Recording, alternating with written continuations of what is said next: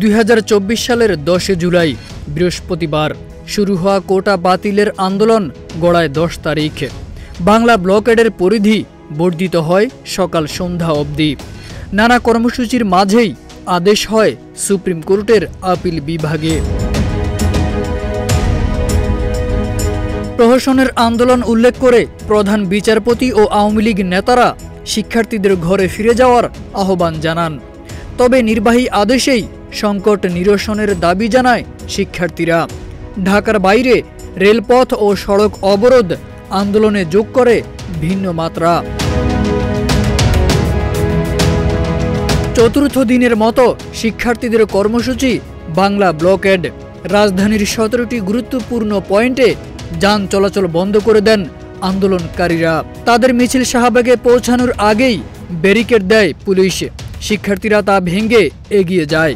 বন্ধ করে দেওয়া হয় শাহবাগ, ইন্টারকন্টিনেন্টাল মোড়, বাংলা মোটর, কাউরন বাজার, ফার্মগেট থেকে আগারগাঁও পর্যন্ত। শাহবাগে অবস্থান নিয়ে দিনভর প্রতিবাদী গান, কবিতা আবৃত্তি করেন শিক্ষার্থীরা। কিছুক্ষণ পরপর জানানো হয় আপডেট। এসবের মাঝে কোটা ইস্যুতে আদেশ হয় সুপ্রিম কোর্টের আপিল বিভাগে। প্রতিক্রিয়ায় আন্দোলনকারীরা জানান তাদের দাবি নির্বাহী বিভাগের কাছে কোটা থাকতে পারে সর্বোচ্চ 5%।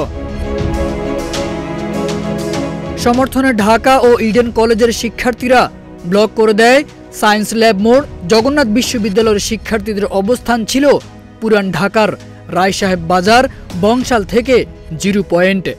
রামপুরা ও মহাখালীতেও সড়ক অবরোধ করেন শিক্ষার্থীরা। এদিকে ঢাকার বাহিরে আন্দোলন আরও তীব্র হয়ে উঠে, ফুঁসে উঠে আন্দোলনকারী শিক্ষার্থীরা। চট্টগ্রামে দিনভর সড়ক ও রেলপথ অবরোধ করে বিক্ষোভ করেছে আন্দোলনকারীরা। ঢাকা আরিচা মহাসড়ক অবরোধ করে জাহাঙ্গীরনগর বিশ্ববিদ্যালয়ের ছাত্রছাত্রীরা।